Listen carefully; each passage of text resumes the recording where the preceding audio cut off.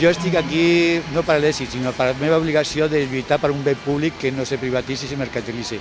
Si tenim així és decisió d'això, de totes les accions que convocarem i recolzament de la gent, perquè penso que ja el recolzament ja és molt evident. Són més de 6.000 signatures, això ja és un recolzament. Si aconseguim alguna cosa, és qüestió dels polítics que tinguin sensibilitat o no cap a el que estan fent i escoltar una mica el que s'està fent als carrers.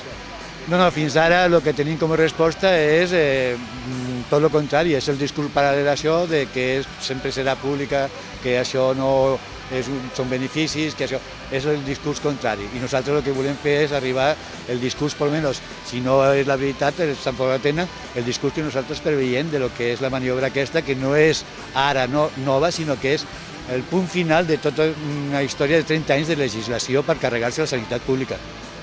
Principales problemas desde el principio es que somos asamblearios, entonces hoy más que nada nos reunimos aquí para ver las acciones que se van a llevar a cabo durante esta próxima semana y valorar un poco lo que se hará en el futuro.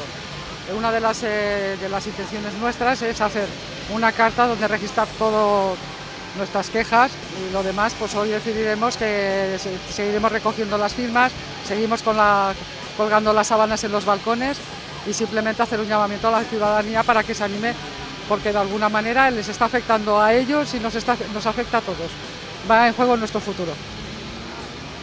también yo considero que la gente está como decepcionada, ¿no?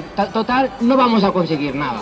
Considero que lo mejor sería motivarlos en que sí se puede conseguir. Es más, la PA, había un lema de la PA que es muy bueno y para mí es el mejor de los que han habido hasta ahora, que es el sí se puede. Y eso es el mejor lema que hay para motivar a las personas. Sí se puede. Porque la ciudadanía somos los que tenemos que la sartén por el mango. Aunque parezca que no, aunque somos 20 matadillos aquí, la gente en verdad nos apoya.